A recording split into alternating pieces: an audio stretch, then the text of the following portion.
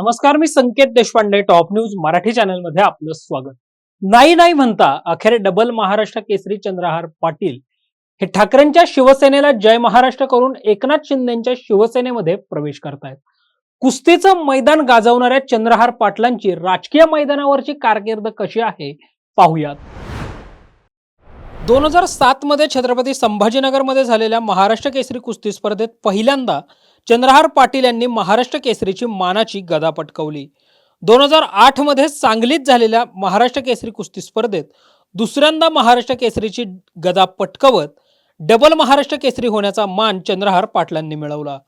2008 मध्ये चंद्रहार पाटील यांनी सांगली जिल्हा परिषदेची निवडणूक लढवत या निवडणुकीत विजय मिळवला. नुकत्याच झालेल्या लोकसभा निवडणुकीदरम्यान 11 मार्च 2024 रोजी चंद्रहार पाटलांनी आपल्या हजारो समर्थकांसह शिवसेना उद्धव बाळासाहेब ठाकरे पक्षात प्रवेश केला होता. या पक्षप्रवेशावेळी चंद्रहार पाटलांची सांगली लोकसभेसाठीची उमेदवारी निश्चित झाली होती.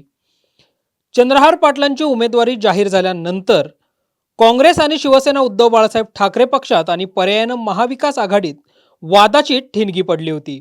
त्यानंतर सांगलीची जागा ही महाविकास आघाडीत ठाकरेंच्या शिवसेनेच्या वाट्याला गेल्यानंतर विशाल पाटील यांनी अपक्ष निवडणूक लढवली आणि विजय संपादित केला. या निवडणुकीत अपक्ष उमेदवार विशाल पाटील, भाजपकडून संजय काका पाटील आणि ठाकरेंच्या शिवसेनेकडून चंद्रहार पाटील अशी तिहेरी लढत झाली होती. या तिहेरी लढतीत विशाल पाटील यांना 5,71,666, संजय काका पाटील यांना 4,71,613 तर चंद्रहार पाटील यांना अवघी 60,860 मतं मिळाली होती. या निवडणुकीनंतर त्यांच्याकडे राज्य संघटक म्हणून जबाबदारी देण्यात आली, मात्र ते पक्षात फारसे सक्रिय दिसले नाहीत. मागील काही दिवसांपासून चंद्रहार पाटलांच्या शिंदेच्या शिवसेनेतील प्रवेशाच्या चर्चा रंगल्या होत्या. अखेर स्वतः चंद्रहार पाटील यांनी या चर्चांना पूर्णविराम देत राज्यातील क्रीडा क्षेत्रामध्ये काम करत असताना बऱ्याच त्रुटी, अडचणी, गैरप्रकार मी अनुभवले आहेत.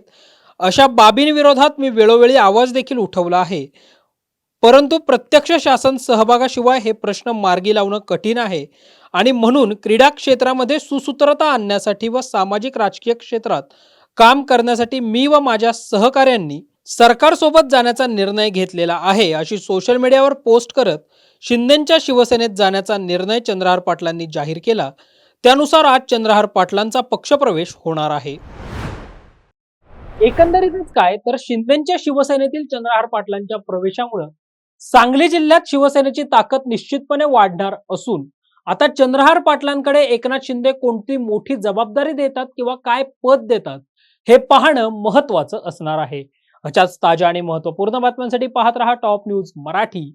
आपला महाराष्ट्र, आपली बातमी. अनअकैडमी सेंटर से नीट का सिलेक्शन नहीं तो फीस वापस, मतलब नहीं समझे? 2024 में अनअकैडमी से नीट के 26,000 से ज्यादा सिलेक्शंस हुए, इसलिए हम जानते हैं कि आपकी और हमारी कड़ी मेहनत और डिसिप्लिन से नीट में सिलेक्शन होगा. तो अगर नीट 2026 में आपके 500 से कम नंबर आए तो आपकी 50% कोर्स फीस रिफंड हो जाएगी ओनली विद अनअकैडमी नीट श्योर सक्सेस प्रोग्राम. बहुत ही लिमिटेड सीट्स हैं, तो अभी जाइए और एनरोल कीजिए.